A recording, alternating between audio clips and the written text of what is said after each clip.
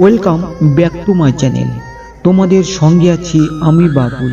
আজ তোমাদের যে ঘটনাটি শোনাবো এই ঘটনাটি হলো কেশবপুর গ্রামের ভূত।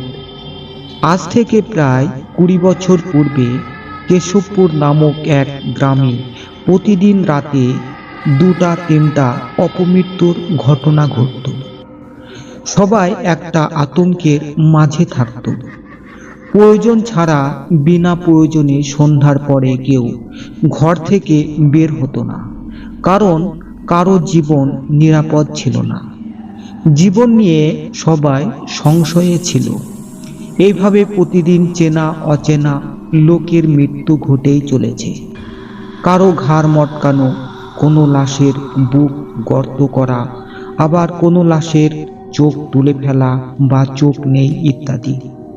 তবে সবচেয়ে আশ্চর্যজনক ঘটনা হলো লাশগুলো প্রায় একই জায়গায় বা কাছাকাছি স্থানে পাওয়া যেত। এইসব ঘটনা ঘটার ফলে গ্রামের কয়েকজন যুবক মিলে যে স্থানে লাশ পড়ত ঠিক সেই জায়গায় একটি বড় শিমুল গাছে উঠে রাতের বেলায় থাকার সিদ্ধান্ত নিল। উদ্দেশ্য ছিল কে বা কারা এই হত্যাকাণ্ড ঘটায় তা স্বচক্ষে দেখা। এটা ছিল তাদের কাছে বেশ একটা কঠিন অভিযান। ওরা সংখ্যায় ছিল 5 জন। মুরব্বী ও অভিভাবকদের অজান্তে তারা 5 জন এই সিদ্ধান্ত নিল, কারণ কোনো মুরব্বী এই অভিযানে ছেলেদের যেতে দিবে না। এক চাঁদনি রাতে ওরা 5 জন শিমুল গাছের মগডালে বসে অপেক্ষায় প্রহর গুনছে। কখন তারা খুনের সেই লোমহর্ষক ঘটনা দেখবে। গভীর রাত পেরিয়ে অনেকক্ষণ হয়ে এলো।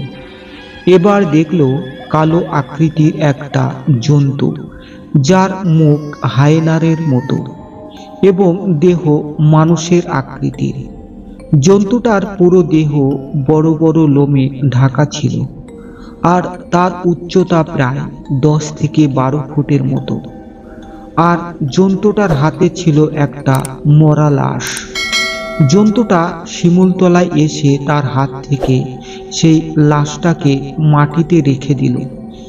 এবার দেখা গেল জন্তুটি সেই মরা লাশের ঘাড় থেকে দাঁত ঢুকিয়ে রক্ত খাচ্ছে।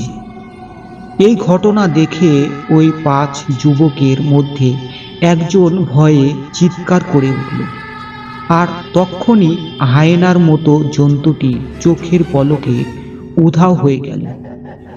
এরপর ওই ঘটনা দেখে ওই 5 জন যুবক গ্রামে বলাবলি শুরু করল। এই ঘটনায় সপ্তাহ খানিক পরে একে একে ওই 5 যুবক বিভিন্ন দুর্ঘটনায় ও কালাজ্বরে মারা গেল। এরপর একজন হুজুর ওই গ্রামের 4 কোণায় 8টা তাবিজ বা শিমুল গাছের গোড়ায় একটি কবচ পুঁতে দিলেন। সে থেকে এই গ্রামে আর কোনো অ্যাক্সিডেন্ট ঘটেনি।